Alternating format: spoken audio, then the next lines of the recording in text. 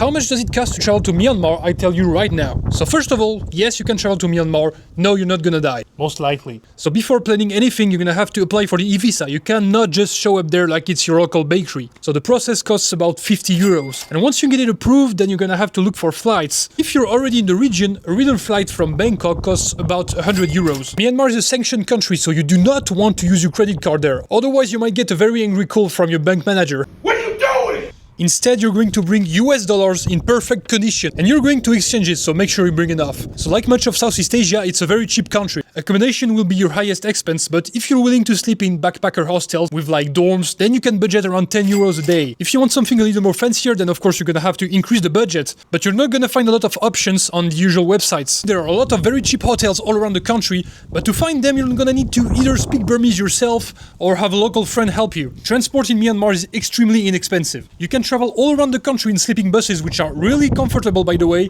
for only $5. And for transport inside the city, well, you can use the public transports in Yangon. And the bus ticket is only 10 cents, which is crazy. But to be fair, it's very hard to use because everything is written in Burmese and yeah, it's really hard to find the bus you're looking for. So you might want to use taxis instead, which is a little bit more expensive but still very cheap.